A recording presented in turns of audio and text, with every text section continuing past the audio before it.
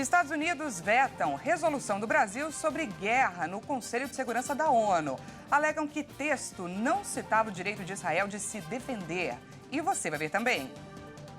Em visita de apoio, o presidente americano isenta Israel da explosão em hospital de Gaza que dizimou centenas de inocentes. Estou profundamente triste e indignado com a explosão do hospital em Gaza e, com base no que vi, parece que foi feito por outro grupo, não por vocês. A fala de Biden tem base em dados do Departamento de Defesa dos Estados Unidos. Avião brasileiro com ajuda humanitária aos civis palestinos desembarca no Aeroporto Internacional de Al-Arish, no Egito. Operação Sucata mira empresários do Rio de Janeiro que devem 5 bilhões de reais em dívidas tributárias. Empresas fantasmas foram criadas para burlar o pagamento de impostos. E ainda, vendas no comércio recuam após 2 meses seguidos de alta. Essas e outras notícias você confere a partir de agora. Olá, boa tarde para você. Seja bem-vindo a essa edição. Nós estamos ao vivo, agora 1h04, pelo horário de Brasília. E vamos juntos conferir o que é notícia no Brasil e no mundo nesta quarta-feira. No 12º dia da guerra de Israel, a faixa de Gaza registrou mais um dia de fortes bombardeios, inclusive após ameaças do grupo radical islâmico libanês Hezbollah de que este seria um dia de raiva sem precedentes em Israel. A promessa foi feita após o ataque mais mortal desde o início dos conflitos entre Israel e Hamas, o bombardeio que matou ao menos 500 pessoas que recebiam tratamento e também se abrigavam em um hospital localizado no norte da faixa de Gaza. Desde o dia 7 de outubro, fatídico dia, quando Hamas atacou Israel pela primeira vez, mais de 4.700 pessoas morreram, entre israelenses e também palestinos. Vamos conferir. Uma onda de protestos pelo mundo pedem para que os ataques parem. O grupo Hamas, considerado terrorista, mantém sob seu poder 199 reféns identificados pelo governo israelense. Entre os sequestrados, há soldados israelenses, mulheres, crianças, idosos, trabalhadores estrangeiros e pessoas com dupla nacionalidade. As provas do sequestro vêm de imagens gravadas e divulgadas pelo próprio Hamas no momento dos sequestros, a partir de 7 de outubro. Na noite de ontem, também manifestantes se reuniram em frente à embaixada de Ankara, na Turquia. O governo de Israel chegou a pedir que israelenses deixem a Turquia. Também foram registradas manifestações de palestinos em várias cidades na Cisjordânia, que é outra área povoada pelos palestinos fora da faixa de Gaza. E o presidente dos Estados Unidos, Joe Biden, chegou a Tel Aviv nesta quarta-feira, uma viagem considerada de alto risco, já que acontece meio a protestos após a explosão mortal no hospital de Gaza. No encontro com o primeiro-ministro Benjamin Netanyahu, Biden chegou a afirmar que a explosão no hospital de Gaza foi causada pelo outro time, não Israel. Um apoio de peso. O presidente dos Estados Unidos, Joe Biden, chegou nesta quarta-feira a Israel em uma demonstração clara de apoio ao país, que trava há mais de 10 dias uma guerra contra o movimento islamita Hamas, que controla a faixa de Gaza. Biden desembarcou no país um dia após uma explosão em um hospital de Gaza que deixou centenas de mortos e provocou uma troca de acusações entre Israel e as milícias palestinas. O primeiro-ministro de Israel, Benjamin Netanyahu, recebeu Biden na pista do aeroporto Ben Gurion. A viagem envolve medidas de segurança rigorosas, mesmo para o presidente americano. Biden comentou o ataque ao hospital, mas isentou Israel da ação. Estou profundamente triste e indignado com a explosão do hospital em Gaza e, com base no que vi, parece que foi feito por outro grupo, não por vocês. Netanyahu agradeceu o apoio americano e pediu que o mundo se una contra o Hamas. Senhor presidente, você disse com razão que o Hamas é pior do que o Estado Islâmico. O chanceler alemão que visitou Israel disse que o Hamas são os novos nazistas. Ambos estão certos. E assim como o mundo civilizado se uniu para derrotar os nazistas e o EI, o mundo civilizado deve se unir para derrotar o Hamas. As comitivas dos dois países se reúnem em um hotel em Tel Aviv e centenas de policiais e soldados armados estão posicionados nos arredores, com atiradores nos telhados dos edifícios próximos. Tel Aviv fica a apenas 65 quilômetros da faixa de Gaza, que Israel bombardeia sem trégua desde o ataque executado por milicianos do movimento palestino Hamas, que governa o pequeno enclave em 7 de outubro. Nós estamos ao vivo, 1h08 pelo horário de Brasília, e a guerra de narrativas se espalha pelo conflito entre Israel e Hamas. Parece repetitivo, mas é importante pontuar que, de acordo com o governo israelense, a Jihad Islâmica, grupo ligado ao Hamas, estaria por trás do lançamento de foguetes em direção ao país. Em contrapartida, o vice-ministro da Saúde da faixa de Gaza afirmou que 2 projéteis israelenses atingiram o hospital no sábado, 3 dias antes do ataque oficial que destruiu a instalação nesta terça-feira. O que foi entendido como um aviso, como uma crítica das forças de defesa de Israel por não terem evacuado as instalações mesmo após as determinações, mesmo após tantos avisos. Mas vocês percebem que estamos aqui trazendo o que um falou, o que o outro argumentou e nada de comprovações de fato. Apenas palavras ditas em meio a um único e trágico evento. Pessoas inocentes perderam a vida em um hospital que jamais deveria ser alvo de ataques. Mas esse episódio nos faz questionar o poder de uma fake news. O poder de uma palavra dita que não seja verdade, que pode interferir no desfecho e também na escalada de uma guerra. E pela importância desse tema, nesse 12º dia de conflito, esse é o tema da nossa entrevista de hoje.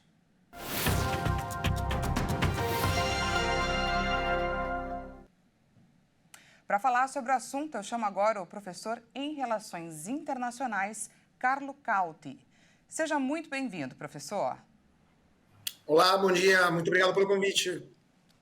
Boa tarde, já passamos aí do meio-dia. Muito obrigada você pela sua disponibilidade. E, professor, podemos dizer que a repercussão internacional sobre o fato que é um crime de guerra foi tão negativa que agora os suspeitos passaram então a usar a autoria do ataque para confundir a opinião pública?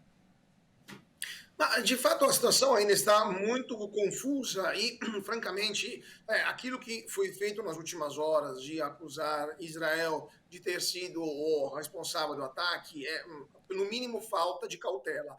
Primeiramente porque Israel é um Estado que tem que respeitar o direito internacional e, se caso fosse comprovado um ataque como esse, os responsáveis seriam punidos pela própria justiça israelense. Isso já inibiria, evidentemente, líderes militares israelenses a atuar dessa forma. Mas também porque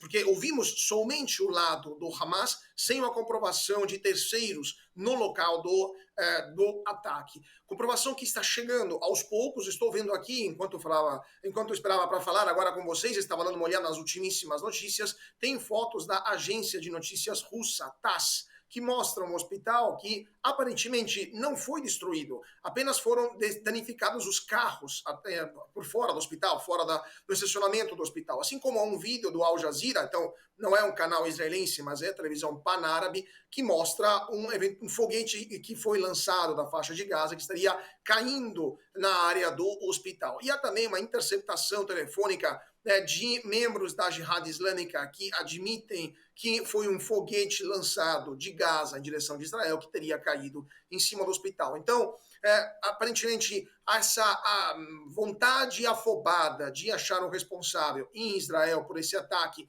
que até não somente líderes dos países árabes, mas até a mídia aqui no Brasil fez nas últimas horas, no mínimo, de novo, me parece pouco cautelosa ou, no máximo, pode até pecar de má fé. E agora eu vou trazer o lado dos Estados Unidos, né? A fala do presidente Joe Biden defendeu que Israel não foi o autor do ataque e essa fala disseram que foi baseada em dados do Departamento de Defesa dos Estados Unidos. Mas eu queria que você se ativesse ao peso da fala do presidente norte-americano com relação ao cenário mundial. Qual é o peso dessa fala? Com certeza, Biden está deixando muito claro que não pode ser utilizada, pode ser utilizado esse episódio como uma arma retórica nesta guerra. Então, ele aparentemente está respondendo às declarações dos líderes árabes, como o presidente egípcio Al-Sisi, que condenou Israel por esse ataque, perdão, o líder o rei jordaniano Abdallah, que também acusou Israel de ser responsável, outros líderes árabes, mas evidentemente todos estão errados, porque Biden deve ter, assim como estão saindo informações sobre, por exemplo, a dimensão da cratera, que mostra claramente que não é um míssil de uma força regular militar como o exército de Israel, mas foi um foguete lançado por uma organização terrorista como a Hamas, muito menor, e portanto a cratera é muito menor. Então, evidentemente, eles têm fotos satelitais, eles têm analistas militares que conseguem realizar esse tipo de análise e por isso que Biden decidiu vir à tona com esta declaração muito contundente. Professor, para finalizar, na sua opinião, diante de uma guerra, qual é o peso de uma fake news? Pode significar a intensificação ou prolongamento de um conflito? E como duelar no fronte e também para combatê-las virtualmente? Com certeza, as fake news são a primeira arma de guerra, porque a primeira vítima de um conflito é sempre a verdade, antes mesmo do que as armas entrem no campo de batalha. A gente viu isso acontecer, por exemplo, na Ucrânia, estamos vendo isso acontecer agora em Israel, mas houve conflitos que iniciaram também por fake news. Na América Central, nos anos 70, houve a chamada Guerra do Futebol, que é um conflito entre países da América Central por uma fake news divulgada após um jogo de futebol. Então, há casos de fake news que acabam se tornando razões pelo conflito e como combatê-las? Simplesmente fazendo bom jornalismo, ou seja, apurando as fontes, não se limitando a um lado só, indo no local, assim como fez, por exemplo, a agência russa TASS, tirando fotos e depois disso traindo as conclusões.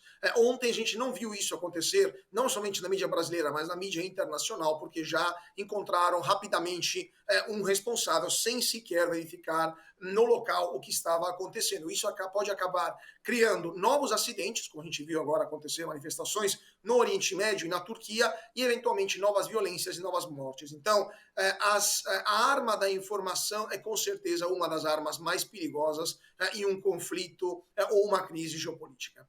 Pois é, diante de uma guerra de narrativas, a informação é a maior arma que está disponível a cada um de nós através do bom jornalismo. Acabamos de conversar com Carlo Cauti, que é professor de Relações Internacionais do IBMEC. Muito obrigada, professor, pela sua entrevista. Eu que agradeço. Até a próxima. Até a próxima. Bom, e os Estados Unidos vetaram a resolução brasileira para o conflito entre Israel e Hamas no Conselho de Segurança da ONU. Na contagem final, 12 países votaram a favor, inclusive China e França. Rússia e Reino Unido se abstiveram. A inclusão de um pedido de cessar-fogo imediato foi a justificativa para os Estados Unidos da América desaprovarem a resolução brasileira, votada no Conselho de Segurança da Organização das Nações Unidas sobre a guerra entre Israel e Hamas na ONU. Na contagem final, 12 países votaram a favor, inclusive China e França. Já a Rússia e Reino Unido se abstiveram. Apesar de ter sido o único país contrário à resolução, os Estados Unidos têm poder de veto, por ser um dos membros permanentes do Conselho, assim como o Reino Unido, a Rússia, a China e a França. Com isso, o texto foi rejeitado pelo Conselho, mesmo que a maioria dos países tenham sido favoráveis. Após o veto, a embaixadora dos Estados Unidos na ONU, Linda Thomas-Greenfield, argumentou que seu país ficou desapontado pelo fato de o texto não mencionar o direito de autodefesa de Israel. A rejeição norte-americana também veio depois de a Rússia propor mudanças para o texto. O embaixador russo na ONU exigiu a inclusão de um pedido de cessar-fogo imediato, o que Washington é contra. A votação do texto elaborado pelo Brasil havia sido adiada 2 vezes. Na primeira delas, os países pediram mais tempo para chegar a um consenso.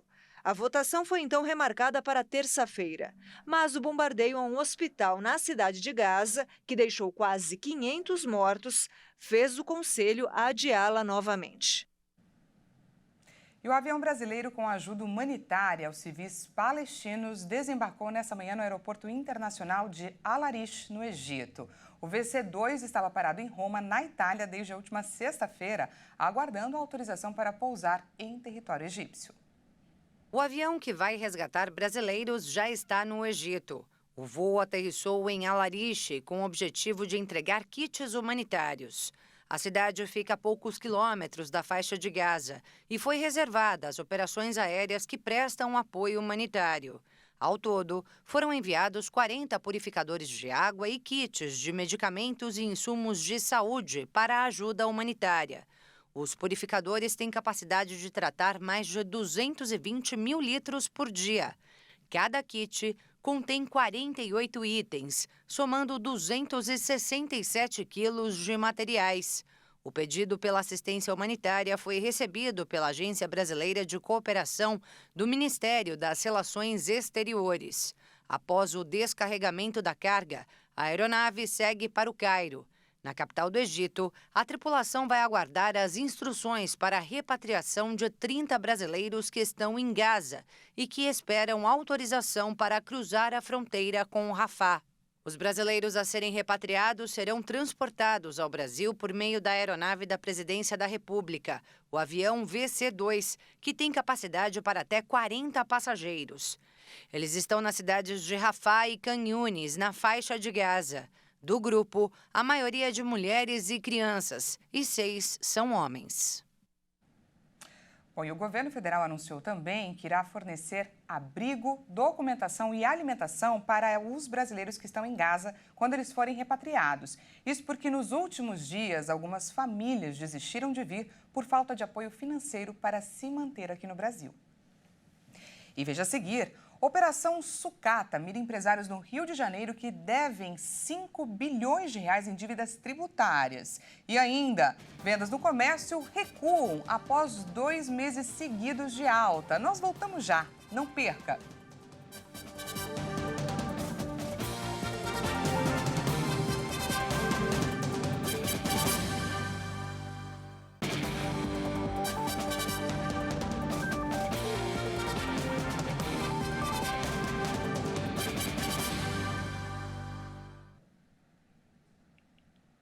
Seja bem-vindo mais uma vez, nós estamos de volta e ao vivo, 1h20 pelo horário de Brasília. Voltamos com mais destaques dessa quarta-feira para você. E a guerra entre a Rússia e a Ucrânia volta a ganhar espaço no noticiário mundial. Isso porque ataques russos com mísseis contra a cidade ucraniana de Zaporízia e uma outra mais ao norte, na região de Dnipropetrovsk, que deixaram mortos e feridos nesta madrugada. Ainda há desaparecidos. O governador da região, Yuri Malashko, afirmou no Telegram que a Rússia disparou 6 mísseis contra a cidade de Zaporízia em um intervalo de 15 minutos. Os serviços de emergência informaram que um míssil atingiu um edifício residencial que ficou parcialmente destruído. A maior central nuclear da Europa fica nesta região, a 50 quilômetros da cidade de Zaporízia. O local está ocupado pelas tropas russas. Mais ao norte, a região de Dnipropetrovsk também foi bombardeada e várias casas foram atingidas na localidade de Obugiva. O ministro do Interior, Igor Klimenko, informou que uma mulher de 31 anos morreu e 4 pessoas ficaram feridas. E agora vamos para os destaques nacionais. O grupo de empresários do Rio de Janeiro, que deve cerca de 5 bilhões de reais em impostos, é alvo da Polícia Federal nesta quarta-feira. A Operação Sucata acontece em conjunto com a Receita Federal. Na ação, 58 policiais federais e 18 servidores da Receita cumprem 10 mandados de busca e apreensão expedidos pela 2ª Vara Federal Criminal do Rio de Janeiro em endereços localizados nos bairros cariocas de Campo Grande e Barra da Tijuca, além do município de Duque de Caxias, no estado fluminense. O grupo de empresários deve mais de 5 bilhões de reais em tributos à União. Segundo as investigações, os envolvidos criaram mais de 50 empresas, sendo a maioria delas fantasma, para burlar o pagamento de impostos. Essas empresas foram abertas em nome de terceiros, os laranjas que acumulam as dívidas tributárias. A Operação Sucata recebeu este nome porque o grupo empresarial atua na produção de insumos para a indústria a partir da reciclagem de alumínio e de outros materiais. Para assegurar o pagamento da dívida tributária, uma decisão judicial obtida pela Procuradoria-Geral da Fazenda Nacional determinou o bloqueio de todos os bens dos envolvidos. Entre eles estão mais de 40 imóveis, avaliados em cerca de 38 milhões de reais, mais de 120 veículos, incluindo carros de luxo, um iate avaliado em 14 milhões de reais e dinheiro depositado em contas bancárias pertencentes ao grupo. Os bens apreendidos podem assegurar o pagamento da dívida tributária. Os alvos são acusados de sonegação de impostos, associação criminosa, estelionato e lavagem de dinheiro. As penas máximas podem somar 23 anos de reclusão. E as vendas do comércio recuaram após 2 meses seguidos de alta. Segundo o IBGE, a queda no volume de vendas em agosto mantém o cenário de estabilidade do setor. Após ter crescido por 2 meses seguidos, o volume de vendas do comércio caiu 0,2% em agosto. De acordo com o IBGE, a variação é identificada como estabilidade. Neste ano, os resultados foram de 4 meses de estabilidade e 3 de volatilidade baixa. Essa primeira variação negativa desde maio também representa uma alta de 2,3% na comparação com o mesmo período do ano passado. No indicador dos últimos 12 meses, o crescimento foi de 1,7%. No acumulado do ano até agosto, foram 4 taxas negativas para os itens pesquisados. Outros artigos de uso pessoal e doméstico, livros, jornais, revistas e papelaria, móveis e eletrodomésticos e tecidos, vestuário e calçados. No campo positivo aparecem outros 4 segmentos: hiper, supermercados, produtos alimentícios, bebidas, combustíveis e lubrificantes, equipamentos de materiais para escritório, informática e comunicação e artigos farmacêuticos, médicos, ortopédicos e de perfumaria. Essa edição fica por aqui. Muito obrigada pela sua companhia. E não se esqueça que daqui a pouquinho, a 1h50, a Bruna de Jaimo chega com mais informações para você. Uma ótima tarde e até amanhã.